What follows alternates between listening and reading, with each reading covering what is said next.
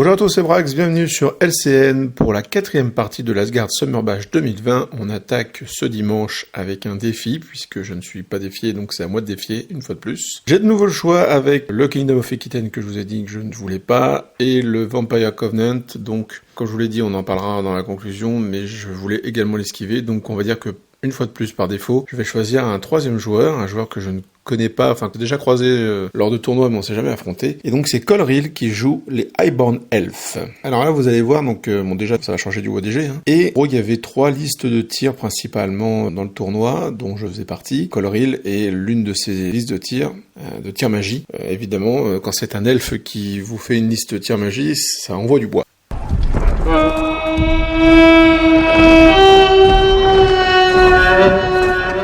Il joue donc un High Prince, qui sera son général, Royal Huntsman, donc c'est ce qui lui permet d'être comme les lions, les gardes-lions. Il a un bouclier, la Dragonforged Armor, qui lui permet d'avoir la 2+1 vue au feu, une Great Weapon, Supernatural Dexterity, Diadem of Protection, Demons Bane, qui lui permet d'avoir un +2 en armure contre les attaques magiques, donc très intéressant contre les blasts, contre la comète, contre ce genre de choses, et puis bon, contre les attaques de Mabisby, mais bon, ça reste, pour le corps à corps, ça reste limite. Par contre, pour l'attrition à distance, c'est un peu plus compliqué. Et le Ring of the Pale Throne, donc c'est en gros un objet qui vous permet de supprimer l'effet d'un objet magique au corps à corps. Donc c'est très intéressant comme objet, puisque ça lui permet quand même de virer des trucs qui peuvent soit le one-shot, soit qui l'empêchent de bien frapper, enfin bon. Voilà, c'est toujours très intéressant, je trouve, comme capacité. Et il est sur un Lion Chariot. Donc vous voyez, il coûte 620 points, il est très très costaud, il va pas très vite parce que ça reste un Lion Chariot. Par contre, une fois qu'il est dans les rangs, ça tabasse, parce que les lions qui tirent le chariot balancent quand même des attaques force 5, ce qui est pas négligeable. Ils ont tous une bonne initiative et une bonne offensive. Il y a un garde-lion à bord, donc ça peut quand même balancer sa petite attaque force 6. Prince qui déconne pas.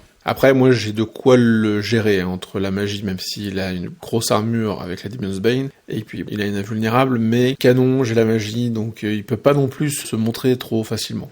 On continue avec un Commander qui sera la BSB, Master of Canrek Tower, donc ça c'est le classico-classique. Un Commander BSB qui va être également magicien, avec Protean Magic, donc ça lui permet d'avoir le sort 1 de plusieurs domaines, au choix. Donc c'est assez intéressant. La Dragonforged Armor, Great Weapon, donc en étant Master of Canrek Tower, il peut utiliser la Great Weapon et le +1 pour toucher des elfes, donc ça c'est assez cool. Le Book of Arcane Mastery, très intéressant comme choix, je le vois pas souvent sur leur Commander BSB, mais pourtant, c'est vrai que il a pas beaucoup de sorts, et le premier sort qu'il va lancer, vu qu'il est pas master, il peut le faire. Le premier sort qu'il va lancer, il y aura un +2, donc c'est assez compliqué à dissiper. Et la double Iter Icon pour avoir la RM2 dans le pack où il sera. Un mage va compléter ce trio de personnages. Il sera de l'Asphat Scholar, donc en gros il va rajouter 6 pouces à la distance de ses sorts et 3 pouces pour les sorts de zone. Il est Wizard Master de la pyromancie, donc tout de suite on voit que ça déconne pas. La boule de feu balance à 42 pouces, tous les sorts qui sont à 24 pouces de la pyromancie passent à 30. Le Scorching Salvo passe à 27 en aura, donc ça commence à être très très sympa.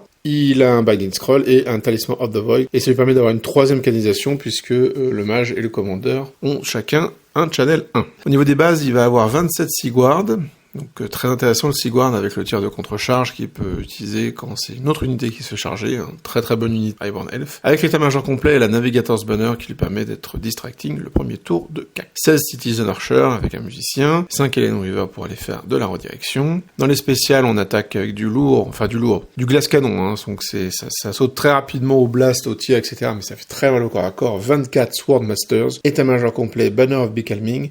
La Banner of Becalming qui va nous piquer donc un Veil Token à chaque tour, donc moi je ne canalise qu'une seule fois, donc en gros je vais pas canaliser, et du coup moi ça va me priver en gros sur toute la partie de 2 dés de pouvoir, mais c'est surtout que ça lui en rajoute 2 à lui puisqu'il les vole, c'est pas juste qu'il les supprime. Un doublé de Lion Chariot, donc encore des cibles intéressantes pour moi, mais quand il y a trop de cibles, au bout d'un moment c'est compliqué d'avoir tout le monde à distance, donc il y en a qui vont peut-être arriver au corps à corps. Un Giant Eagle également pour la redirection, et une triplette de Seaguard Reaper, les balistes. C'est l'automatique, rappelez-vous ce que disait Buffy dans la review des Highborn Elf, quand on commence une liste, on commence par mettre 3 Seaguard Reaper et après on voit ce qu'on fait. Bon, c'est presque exagéré, mais c'est vrai. C'est pour 180 points, mais ça le vaut, ça le vaut. Ça peut même être votre seul tir de la liste. Bon là, il y a des Citizen Archer, des Seaguard, je rappelle qu'il a fait une liste de tirs avec un peu de corps à corps, donc c'est en ça que je trouve que nos listes se ressemblent, si je puis dire, puisque ça reste de l'ogre et de l'elfe, donc c'est quand même diamétralement opposé. Mais voilà, voilà, dans l'idée, on a de quoi attaquer au corps à corps, mais on est basé quand même sur une attrition à distance.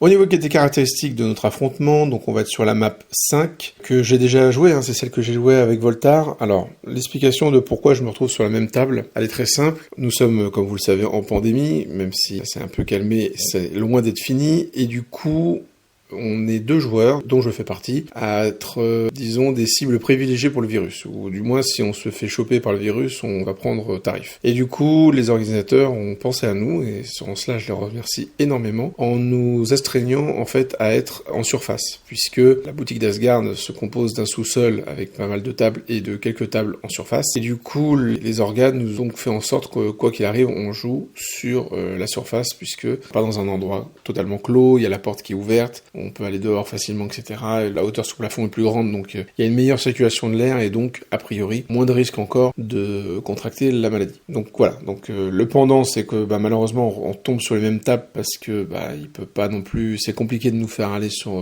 toutes les tables du haut, donc c'est pas très grave, en tout cas en ce qui me concerne, ça m'a absolument pas dérangé de jouer plusieurs fois sur la même table, et donc je les remercie une fois de plus pour cette attention. Donc le déploiement, vous le savez, c'est Marching Column, comme je vous l'ai dit contre Voltar, un déploiement que j'apprécie peu. Et au niveau de l'objectif, on est sur Hold the Ground, donc Hold the Ground qui aide un petit peu sur ce scénar. Alors il y a des Swordmaster, c'est vrai, mais je charge un peu plus loin que lui, j'ai des unités rapides, je fais de la touche d'impact et je piétine, il déteste ça, l'elfe. Toutes les touches automatiques de Force 4, ça il peut pas aimer. Donc pas sûr qu'il s'approche.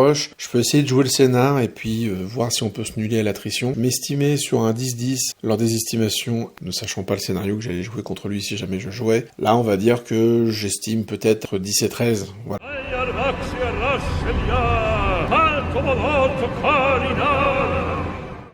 Au niveau de la magie, cette fois je ne prends pas le Smite d'Unbeliever pour la simple et bonne raison que diminuer la force pourrait être intéressant, mais diminuer l'endurance un peu moins. Alors si, je pourrais le mettre endurance 2, puisque la plupart les elfes ont en gros endurance 3, à part peut-être les chars, sinon c'est de l'endurance 3. Donc je pourrais, oui, le faire passer en endurance 2 pour que tous mes tirs force 4 le blessent sur 2+.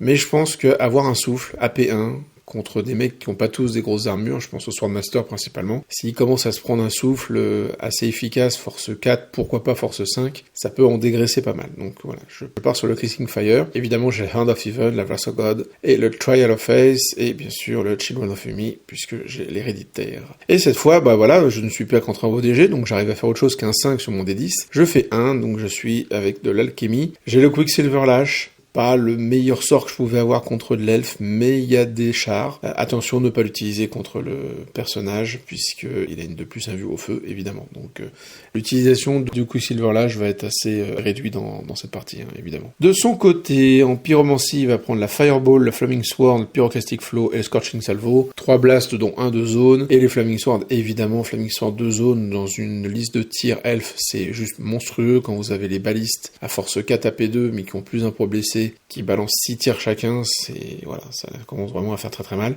Et son Canary Tower va prendre donc The Hawk and Throne, en fait il va prendre les Healing Waters, donc ça fait qu'il gagne The Hawk and Throne, Hawk and the Beast, et il va prendre l'héréditaire, l'excellent héréditaire des Highborn Elves, la Favor of Meledis, qui lui permet donc de supprimer des blessures non sauvegardées avant l'application des sauvegardes potentiellement invulnérables ou régénération. Donc très intéressant en cramant les Veltoken. Et vous avez vu que il a 3 canas et il me pique un Veltoken à ma phase de magie. Donc il a de quoi alimenter son pool pour pouvoir après alimenter la faveur de Meledis. Donc ça fonctionne plutôt très bien tous ces objets ensemble. Donc voici la carte sur laquelle nous allons jouer, la même que contre Voltar, je suis du même côté, toujours en bas. Je vais laisser la maison et la ruine pour pouvoir planquer des mecs, mais je voulais la colline. Donc c'est comme ça, et du coup il va pouvoir commencer à se déployer. Et quand on aura posé chacun 3 figurines, enfin 3 unités, il pourra tout poser s'il le désire. Le losange rouge au milieu, c'est le Hold the Ground, donc notre objectif.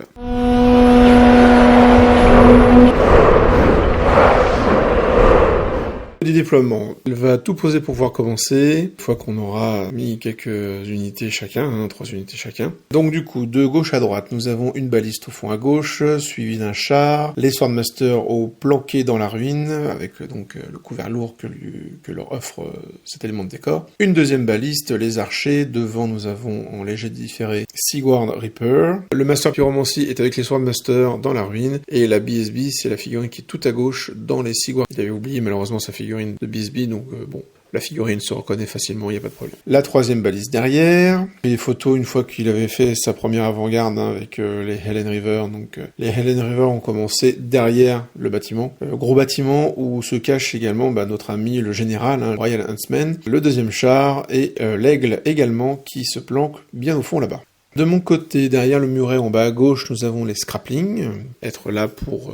Ils sont un peu loin du centre, donc on va voir ce que je fais avec eux, ça dépend s'il avance avec ses Swordmasters, ça dépend de ce que fait son char, donc pour l'instant ils se cachent derrière leur muret. Les bombardiers, sur la colline, évidemment nos amis mercenaires avec les personnages dedans. Le canon qui se cache derrière la colline, puisque je sais que je vais jouer en deuxième, j'ai pas envie de me faire tirer dessus en premier lieu, donc il se cache derrière la colline, mais j'ai vu que avec un pivot, je peux monter sur la colline, donc j'aurai pas de malus pour tirer et je pourrai voir tout ce qui se passe sur la table. Évidemment, la forme de la colline m'aide beaucoup. Vous voyez, la colline se fait un petit peu une sorte de croissant de lune. Ça m'aide énormément parce que le canon rentre pile poil dedans. Donc j'ai bien lié un pouce partout, donc c'est nickel. Les bruisers de l'autre côté, et au niveau du lac, nous avons nos amis les Saber-Tooth Tiger avec le chasseur dedans. Alors, un déploiement que l'on peut qualifier de moyen, en ce qui me concerne, puisque je me pose en deuxième, donc il a tout posé, on est d'accord. Je sais qu'il va tout faire pour commencer. En fait, quand vous avez une phase de tir, c'est logique de commencer, on veut essayer d'utiliser son attrition à distance dès le début, au premier tour. Et donc, j'ai rien à faire ici, en fait. Je devrais être beaucoup plus loin, comme mon canon, en fait. Je devrais être caché pour que ces tirs soient le moins efficaces possible, qu'ils soient obligés d'avancer, peut-être, avec ces tireurs, et donc l'handicaper sur cette phase. Par contre, pourquoi j'ai fait ça, je suis un peu conscient quelque part, c'est que je veux pas lui donner l'opportunité d'aller se placer près du centre avec ses Swordmasters, permettre de me charger allègrement si je veux aller le contester. Donc voilà, donc je vais me mettre ici pour l'empêcher lui d'avancer. Par contre, je me mets sous son feu. Est-ce que c'est une bonne idée? Est-ce que c'est un bon choix? Vous en jugerez par la suite.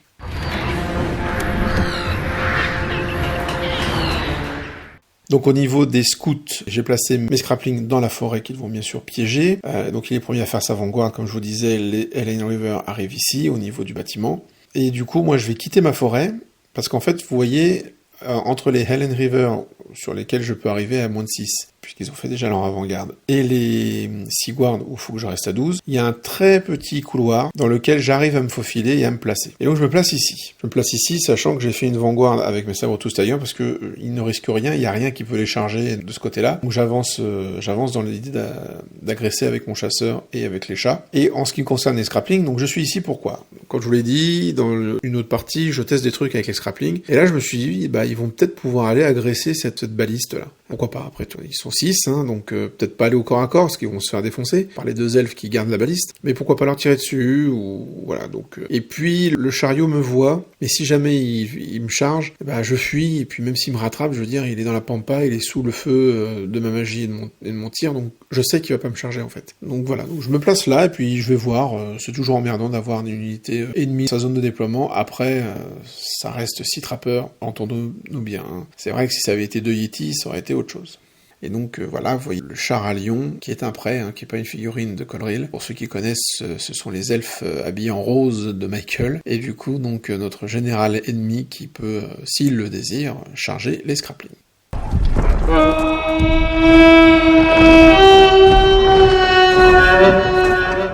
Au tour 1 de Colril, puisque je vous ai dit qu'il avait commencé. Donc il va pas faire grand chose en fait. Il va juste se reformer un petit peu avec son char au fond là pour prévenir l'arrivée des Keen-Eaters. Les Helen River viennent se mettre face aux petits Scraplings au cas où, pour pas que je fasse des trucs un peu trop arbres, ou peut-être que j'aille embêter les archers. Bon, ils regrettent de pas leur avoir payé les arcs, évidemment. Le char derrière la maison, voilà, fait le tour un petit peu, commence à venir voir ce qui se passe, parce qu'il y a le chasseur et ses chats qui se ramènent, donc il a pas trop envie de se faire embêter. L'aigle, hop, va se cacher également derrière le bâtiment pour éviter de se prendre un coup de magie ou peut-être un tir bien placé. Puis voilà, donc il n'a pas besoin de beaucoup bouger, hein. Liste de tir, liste de magie, je vous le rappelle. En magie justement, il va placer les Flaming Sword de zone que je vais évidemment dissiper. C'est un sort que je vais chercher à dissiper à tout prix, et du coup je risque de laisser passer le reste, mais c'est un sort qui peut faire tellement mal sur mon armée. Faut pas oublier qu'il a beaucoup de force 3 et de force 4 avec les balistes. S'il commence à avoir plus 1 pour blesser, ça va être sur mon endu 4, sachant qu'il me fait sauter rapidement l'armure. Ça peut être vraiment un drame très rapidement. Il va balancer une Pyroclastic Flow sur le bombardier, il va m'en tuer un. Et il va passer un Scorching Salvo, donc décidément belle phase de magie pour commencer. Il va me tuer 3 trappeurs qui vont bien sûr fuir les Helen River qui sont les ennemis les plus proches, qui vont traverser le bâtiment et perdre 2 des leurs, donc il en reste qu'un seul là qui se ramène, qui est en fuite pas face au char, mais sur le flanc du char, mais bon, il est en fuite. Je vais perdre 1 point de vie dans les mercenaires, 1 point de vie dans les bombers, et 4 scrappling dans le petit pack. Donc vous voyez, un Scorching Salvo qui fait extrêmement mal. Faut voir que puisqu'il avait mes mercenaires dans la zone, il avait le moins 4 de l'ARM, mais bon, il a réussi à le passer quand même, donc... En tir, il va tout mettre dans mes mercenaires et il va me faire 7 PV supplémentaires. Donc si vous comptez bien, ça fait déjà 8 PV de mercenaires en moins. Ça fait très très mal. En premier tir, j'ai pas encore bougé, j'ai pas encore tiré et il arrive à m'enlever 2 mercenaires et à blesser sérieusement un 3e. Alors à monter 1, je bouge un petit peu, donc le canon fait son pivot pour voir un petit peu tout ce qui se passe. Je me refaux avec les mercenaires en front 3 pour prendre un peu moins de place. Les bombardiers se mettent à distance de tir. Les bruisers, eux, foncent vers le centre. Alors, ils foncent pas non plus n'importe comment, mais vu qu'il n'a pas bougé ces Swordmasters qui sont de l'autre côté, j'ai que les Seaguard Reaper, en fait, qui risquent de m'arriver dessus. Bon, pour les bruisers, avec les mercenaires qui couvrent, ça devrait aller. J'avance, mais pas à fond avec les chats et le hunter. Je sais pas si j'aurais pas dû aller sur la droite, en fait, ou foncer tout droit, ou les séparer, je sais pas. Ça me fait peur, tous ces tirs, cette magie. Il a eu un très bon premier tour en termes de dégâts à distance, donc j'ai un petit peu peur pour mes gars, donc je suis un petit peu en demi-teinte.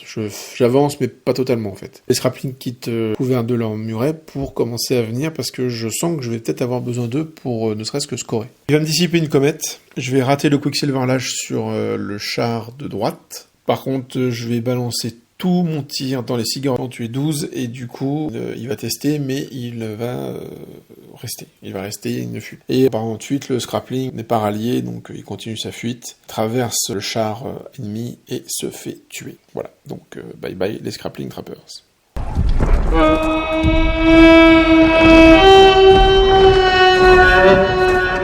Au T2 de Colril, il bouge quasiment pas. Il y a juste ces Helen River qui vont se mettre entre les deux balistes pour empêcher mon Kinitor de s'y placer. Donc jusque là, pas de problème. En magie, il va passer les Flaming de zone encore une fois, donc je vais devoir le dissiper. Du coup, il va passer la Favor of Melelis, et il va réussir à passer une régénération sur les Seaguard, mais sans avoir le Oaken Throne, donc ça n'est qu'une 5+, de régène, mais c'est toujours ça quand même. Au tir, il concentre le tir de ses balistes sur mon canon qui avait pris pour cible l'une de ses balistes mais qui s'était raté, et mon canon va mourir. Il va mourir sous le coup des balistes, donc assez dur, et je vais encore perdre un mercenaire sous les flèches. Donc il me reste que 3 mercos, ça fait mal, hein, ça fait très mal, parce qu'il m'en tue un complet de mercenaires avec ses flèches. Il me fait pas juste le PV qui manquait, il me fait 3 PV de mercenaires avec des flèches. Compliqué pour moi. À monter 2. Alors, quand je vois comment les mercenaires commencent à fondre, je prends une décision que je ne fais pas souvent, qu'il faudrait peut-être que je fasse plus souvent. Je fais jumper mes persos, donc la BSB et la chamane générale, dans les bruisers qui avant se sont approchés pour être bien sûr à 6 pouces du pion, hein, vous voyez le petit pion bleu, près de la forêt. J'avance encore un peu avec les Sabre-Tooth Tiger, mais je peux pas me montrer, pas me prendre un général de flanc, en fait. C'est un peu compliqué, mais encore une fois, est-ce que j'aurais pas dû foncer, lui offrir les chats en redirection et aller foutre le boxon avec Mammoth Hunter, je ne sais pas. Toujours est-il que je suis là. Le premier Kinitor arrive, il y en a qu'un seul, il arrive, je vais le faire se déplacer pour rediriger le char, ce qui m'a permis d'avancer un petit peu plus avec les Sabre-Tooth Tiger et le Mammoth Hunter. En termes de magie et de tir, je vais pas faire grand chose. Je vise pas vraiment les Seaguard, sauf quand je suis obligé, et je vais en tuer que 2. Et je vais tuer 4 mètres des épées, donc très très mauvaise phase de magie tir pour moi, en T2. Petite consolation, je marque le premier point de scénario.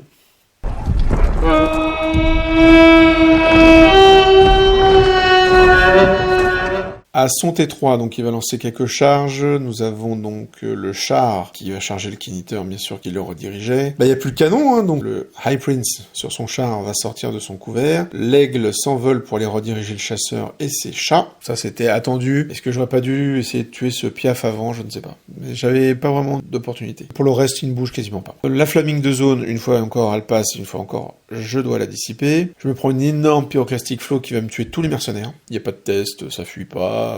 Il les tue. Sec. Il va rater sa régène par contre, donc ça c'est un peu cool. Par contre il va quand même me faire 2 points de vie dans les bombardiers, et au niveau du CAC, on se fait 2 points de vie chacun entre le Kiniteur et le chariot. À monter 3, le deuxième Kiniteur arrive, donc je le mets dans le dos du High Prince pour un peu l'embêter. Je ne vais pas charger l'aigle avec le chasseur, mon idée c'est de faire le grand tour, parce que je regarde là, mon chasseur il peut sortir des chats et aller se placer sur le flanc du High Prince, et donc l'empêcher de me charger. Mais pour ça, il faut que je réussisse un test de discipline à 9, parce que bon, j'ai le général, mais de toute façon le Hunter lui-même a 9 de discipline. Je suis dans les 18 pouces de ma BSB, donc j'ai la relance. Je vais faire 12 et 12, tout simplement, voilà. Donc ça veut dire non. Pas de test réussi, donc j'ai pas le mouvement pour sortir de la ligne de vue du char elfique, donc je recule.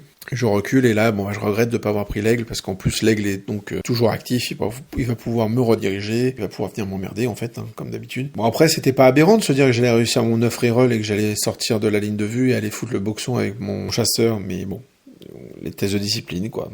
Vu que c'est pas un test de discipline sur un scrappling, je le rate. Je rentre une comète, par contre. Donc ça, assez cool, je la mets bien sûr au milieu de mon dispositif, là, vu qu'il bouge pas. Je passe le Children of Yumi sur le Hunter plus les chats, donc bon, il y a l'aigle hein, qui peut venir, mais ça va plus me donner de la réseau qu'autre chose. Il peut quand même venir avec son char, mais il va avoir moins un pour me blesser. Moi, je vais avoir pas mal d'attaques dessus. Je peux le défier, donc je peux tout encaisser avec mon chasseur. Il y a moyen de faire quelque chose de pas trop mal. Je vais tuer 3 Sigward au tir et au corps à corps avec le Kiniteur et le char à l'extrême droite. On se fait encore un PV chacun, donc voilà. Une fois de plus, ça tient, mais moi, il me reste plus qu'un PV. Lui aussi. On verra ce qui arrive à en sortir.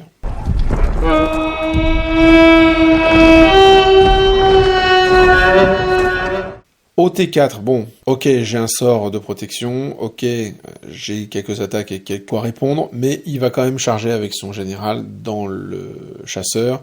J'ai hésité à la fuir. En vrai, j'ai hésité à la fuir parce qu'il pouvait pas franchement rediriger dans les bruisers, il était trop loin. Il aurait fait charge ratée, j'aurais pu après lui balancer du tir, mais j'ai plus mes mercenaires, j'ai plus que les bombardiers.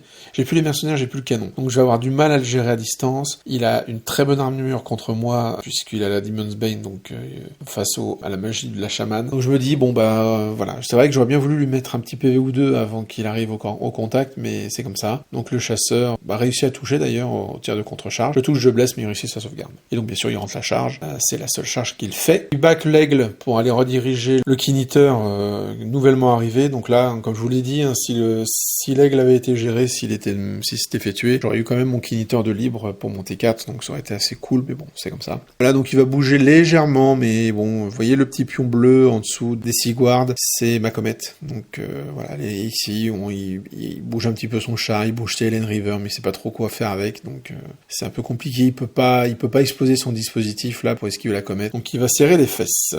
Il va rater une pyroclastic flow, il va repasser la Favor of Meledis, et là il me fait un truc.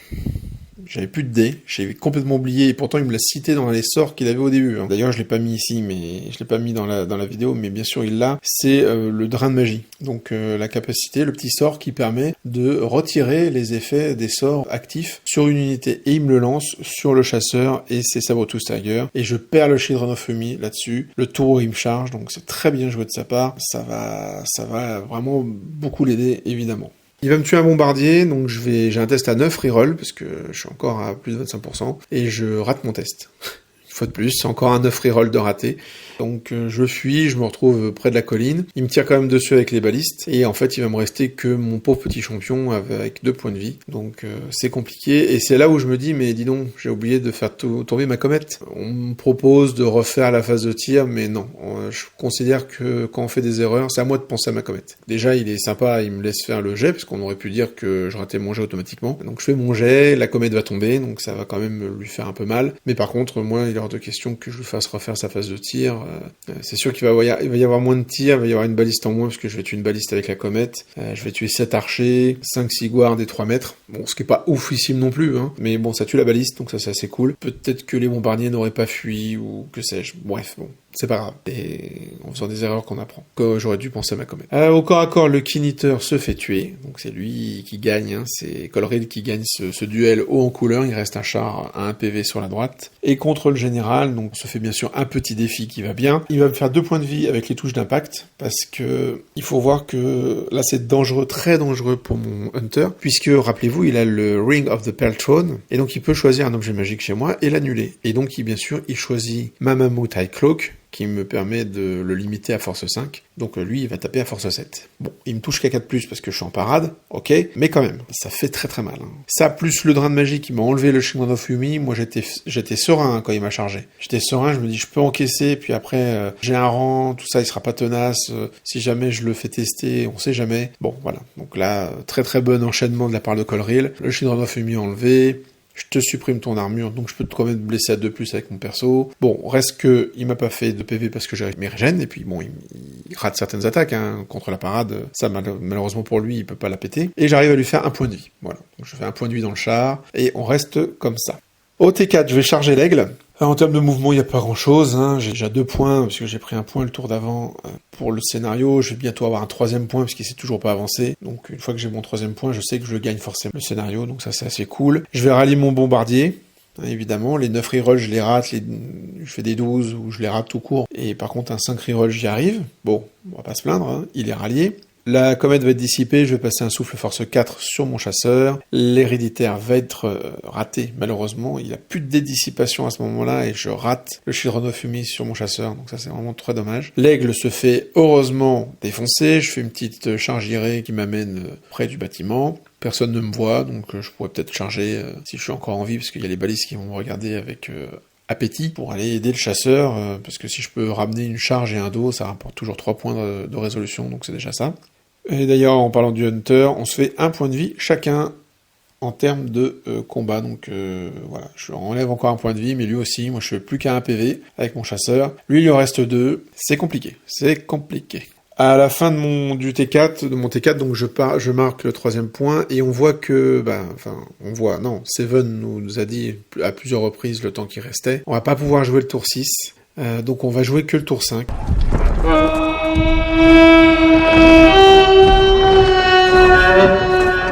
On va s'arrêter au tour 5, et donc on attaque avec le dernier tour de Colril, qui va donc charger avec son char dans le flanc des Sabre-Tooth Tiger. Le char a 1 PV, donc je peux essayer de le tuer. Normalement, il peut pas me tuer, on a déjà calculé, hein, avant que les Sabre-Tooth Tiger tapent, il ne peut pas tous me les tuer, tous ceux qui pourraient le taper, donc il va se prendre 6 attaques. 6 attaques à 4+, 4+. Et après, un -1 à la sauvegarde, donc il y a quand même un PV à faire là-dedans qui est faisable. Il va passer mêlée 10, il va lancer les Flaming sur son général. Alors en fait, j'ai laissé passer les sorts. J'ai laissé passer les sorts parce que je me suis dit, s'il passe le Flaming Sword sur son général, c'est terminé. Une 3+ de sauvegarde, mais qui saute face à la force 7 AP4 de l'elfe. Mais par contre, j'ai une régénération à 4+. S'il l'enflamme, bon, il me blesse déjà à 2, donc ça, pas de souci, mais ça veut dire quand même que les chats qui tapent à force 5 me blesseront à 3. Tout ce beau monde enflammé, donc ça veut dire mon armure ou pas d'ailleurs, et pas de régène. Donc le chasseur est sûr de mourir si jamais les Flaming Swords passent. Donc je les dissipe. Au tir, il va me tuer le bombardier, bon ça c'était à peu près prévu. Une balise va faire 2 points de vie dans le Keen-Eater. Au CAC, mon Hunter meurt et je perds 5 points de vie dans les Sabre-Tooth Tiger, qui contre toute attente vont tenir, parce que finalement, je suis tenace, puisque lui n'a pas de rang, hein. Ce sont des chars, donc ils n'ont pas de rang, et moi j'ai toujours un rang, donc je suis tenace à 9 rerolls et je vais le réussir. Cette espèce de statu quo, lui se reforme de flanc pour éviter de donner un dos à mon Keen-Eater quand il va me charger. À monter 5, donc dernier tour de la partie, le Keen-Eater charge le flanc du High Prince, et puis voilà, en magie je passe rien, il me dissipe tout je crois, en tir j'ai plus rien, et du coup le Keen-Eater va se faire découpé par l'elfe, même pas le temps de taper. Les Sabre-Tooth Tiger vont enfin réussir à tuer le char, parce que bien sûr je l'avais pas tué le tour d'avant. Donc j'arrive à faire le PV, Et malgré les différents bonus et malgré le fait qu'il ait tué quand même le Knitter, qu'il ait fait les 4 PV du Knitter, les chars restants vont tenir leur test et on va finir donc la partie là-dessus. Une partie assez rapide, somme toute, puisque 5 tours, quasiment pas de corps à corps, que ça va très vite pour compter.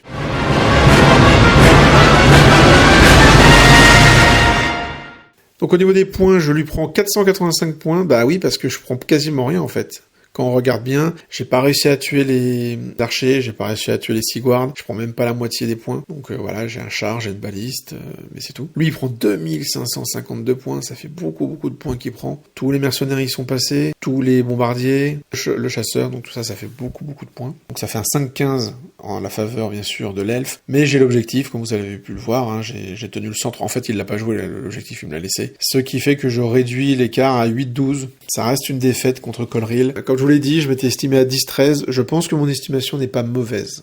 Le problème, c'est que j'ai mal déployé. Je lui ai laissé son premier tour de tir à pleine bourre dans mes mercenaires. Et puis après, le canon qui se fait tuer en un tour, ça arrive, c'est au char, au personnage sur char de sortir. Lui aussi, je l'ai mal géré. J'ai mal joué mon Hunter, donc j'ai été beaucoup trop passif en fait avec mon Hunter. J'aurais dû prendre des risques et me poser en me disant mais même viens, charge mon Hunter de flanc, mais dis-toi que soit tu vas devoir te taper le Hunter au corps à corps, soit tu rates ta charge ou tu me tues, et derrière il y a le canon qui peut te choper. Donc voilà, j'ai été beaucoup trop frileux sur mon flanc droit, et du coup il en a profité parce qu'il a pas eu à faire grand chose en fait Colril. Juste à se mettre à des distances convenables, à utiliser son aigle correctement, ce qu'il a fait. Bonne combo, comme je l'ai dit, bon enchaînement avec la magie, le ring qui enlève le truc et tout, machin. Donc tout de suite, mon chasseur qui a été bien costaud contre son personnage, il est beaucoup moins résilient. Il a pris le pari de ne pas sortir les Swordmaster, ils sont restés dans la ruine, donc j'avais pas à les viser, sauf quand j'avais que ça à porter. Parce que -2 pour toucher, ça commence à être très compliqué pour un ogre. Fallait quand même que je lui fasse des morts là-dedans au cas où il voulait sortir. Moi franchement, je pense que c'est une erreur de pas les avoir sortis. Les Swordmaster, il découpe les Brothers en deux, clairement. Mais il avait pas besoin de ça pour gagner, donc finalement, voilà. Mais je pense qu'il aurait pu essayer de jouer le scénario. On en a discuté après avec Colril, et c'est marrant parce que lui se voyait très mal. Moi, je me voyais à 10-10, un petit peu optimiste peut-être. Lui, il se voyait carrément sur une défaite. Il me disait, ta liste, c'est une des listes que je peux pas gérer, c'est pas qu'il peut pas la gérer, c'est qu'il savait pas trop comment ça allait se passer, et c'est vrai que il a eu la réussite, on va dire, correcte plus même, mais bon, sans que ça soit complètement aberrant sur ses phases de magie de tir, et moi je l'ai pas eu la même chose en face, donc il a pris le lead en termes d'attrition à distance. Bon, j'avais le scénar, certes, mais je pense que si j'avais été plus offensif avec mon chasseur, ça aurait été moins impactant, cette domination du tir magique qui est pas aberrante quand on parle d'un elfe contre un ogre. Il a été patient, et ça a payé, donc voilà, donc il a pas fait d'erreur, a priori, en tout cas moi j'en ai pas vu, et voilà. Bon, une bonne partie, somme toute, parce que j'ai appris à connaître Colril, du coup, comme je disais, on s'est peut-être croisé 2-3 fois en tournoi, mais on s'est jamais affronté, donc très content d'avoir fait ta connaissance, et puis en plus, ce qui ne gâche rien, il n'habite pas très très loin de chez moi, donc il y a moyen que on se fasse une partie ou deux très prochainement. Et pourquoi pas le retrouver sur la chaîne, qui sait. Donc voilà, donc je vous l'ai dit, une partie un peu courte par rapport aux autres, mais bon, ça fait du bien le dimanche matin aussi,